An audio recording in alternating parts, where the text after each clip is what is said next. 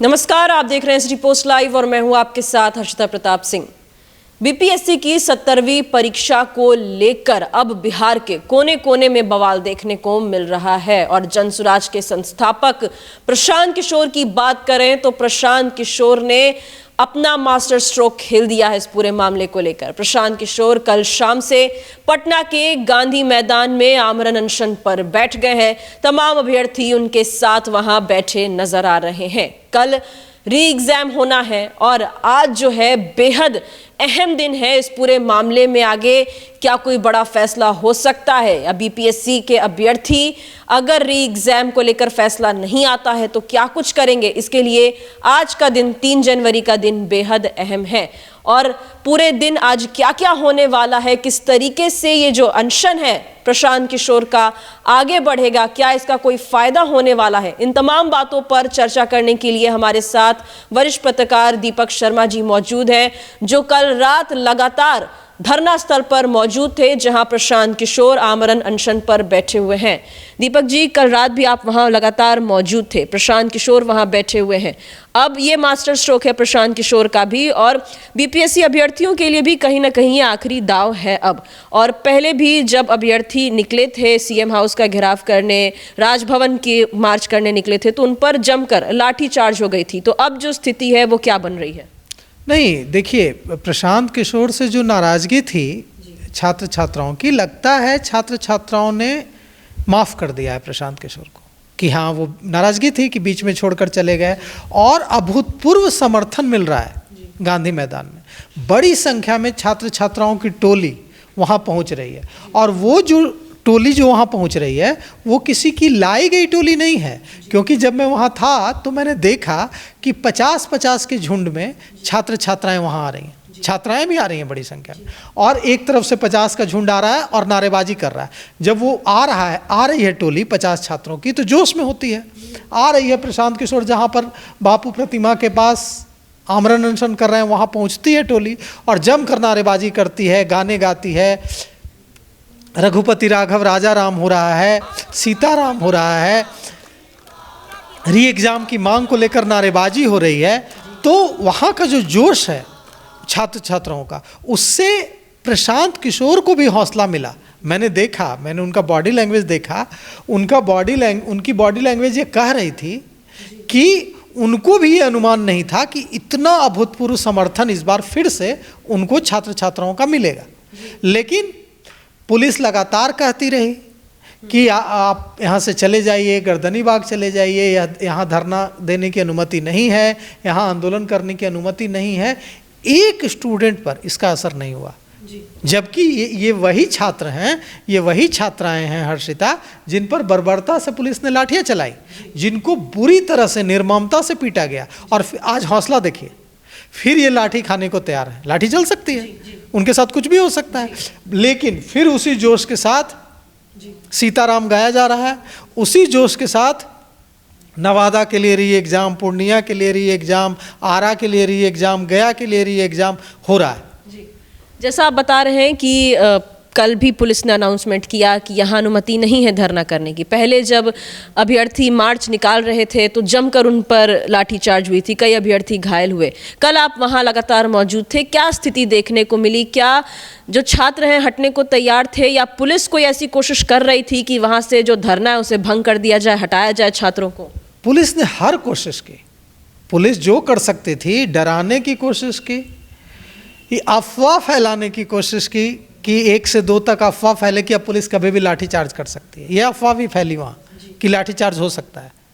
लेकिन छात्रों का जोश, छात्राओं का जोश, और एक मैंने ये महसूस किया वहाँ कि प्रशांत किशोर जब वहाँ मौजूद होते हैं छात्र छात्राओं के बीच तो उनको एक भरोसा होता है कि जब तक प्रशांत किशोर यहाँ हैं पुलिस नहीं मारेगी। ये भरोसा मैंने देखा कि नहीं, बात हो रही थी तो छात्र छात्राओं के बीच कि लाठीचार्ज, अरे कोई लाठीचार्ज नहीं होगा, प्रशांत किशोर हैं। मतलब उनके अंदर एक भरोसा है अभी भी कि जब तक प्रशांत किशोर बैठे हैं हमारे साथ पुलिस लाठी नहीं चलाएगी।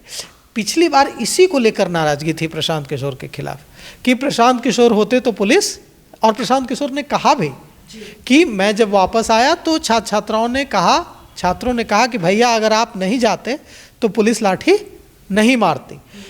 इस बात को इस बार प्रशांत किशोर समझ रहे हैं और इसलिए उन्होंने आमरण अनशन का ब्रह्मास्त्र चला है कि उन्होंने कहा, बार बार कहा है कि अब जान जाए या उठेंगे नहीं। अब या तो सरकार हमारी मांग जो है माने या फिर जान जाए। तो देखिए कि छात्र छात्राएं तो मासूम हैं। जब कोई नेता आकर कह रहा है कि हम तुम्हारे लिए जान दे देंगे, तो ये बच्चे भी कह रहे हैं कि हम तुम्हारे लिए जान दे देंगे। जब तुम हमारे लिए आए हो तो हम भी तुम्हारे लिए आए हैं, और अब ये बच्चे भी इस मूड में हैं कि जान ले लो। आप समझिए कि गांधी मैदान में इस कड़कड़ाती ठंड में, जहां इतनी सर्द हवा चल रही है कि हाड़ कपाने वाली ठंड है, इस पारा 7 डिग्री पर जा रहा है, 6 डिग्री पर जा रहा है, और ऐसी ठंड में ये बच्चे सीताराम गा रहे हैं। ऐसी ठंड में ये बच्चे कह रहे हैं कि ले लो जान, चाहे ले लो जान, चाहे 2 री एग्जाम। तो अब आसान नहीं है सरकार के लिए भी।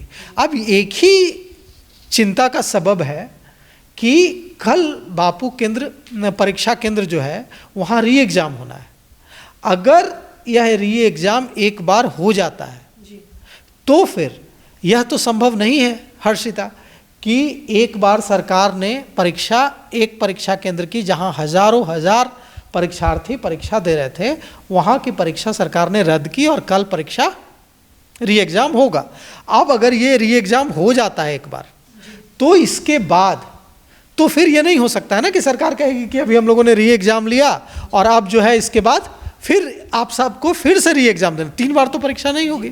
तो मतलब कि जो भी फैसला अगर इसमें सरकार को लेना होगा, वह फैसला सरकार को आज ही करना होगा। और कल जो री एग्ज़ाम होने जा रहा है, जो परीक्षा होने जा रही है, वो परीक्षा रद्द करनी होगी। तभी इन अभ्यर्थियों को, इन छात्र छात्राओं की जो मांग है री एग्ज़ाम की, उसको पूरा करने की दिशा में कोई कदम बढ़ सकता है।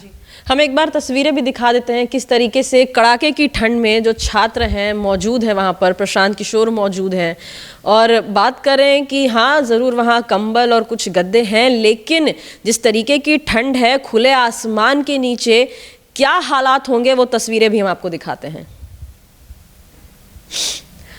दीपक जी, आप बात कर रहे थे कि कोई भी फैसला अगर लेना है तो अभी लेना है, क्योंकि कल यानी कि 4 तारीख को बापू सभागार की जो परीक्षा है उसका री एग्ज़ाम होने वाला है।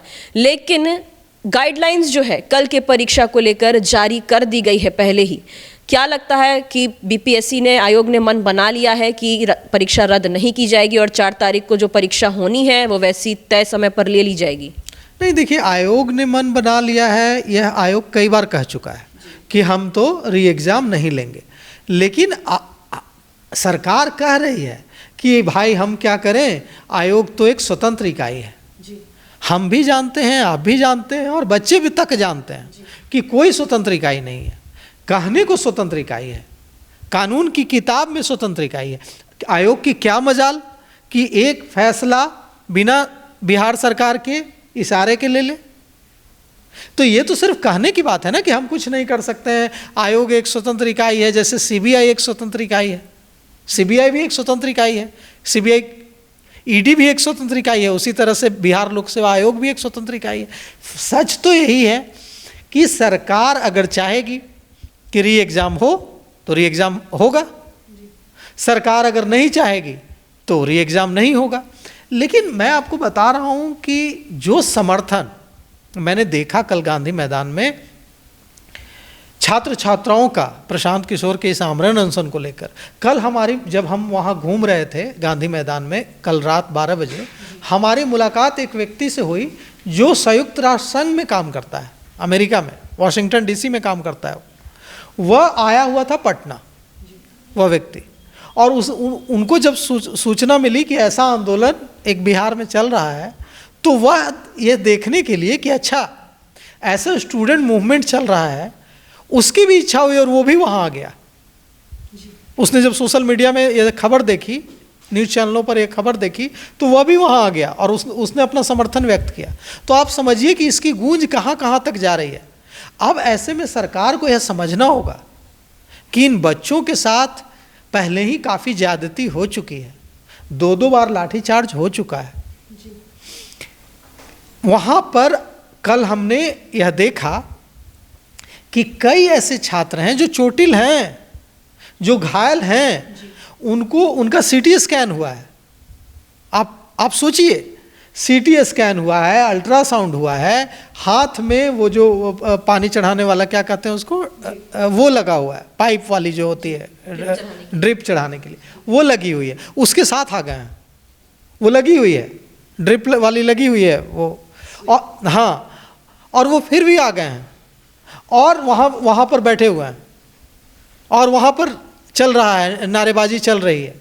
तो पहले ही इनके साथ, इन बच्चों के साथ काफ़ी ज़्यादती हो चुकी है।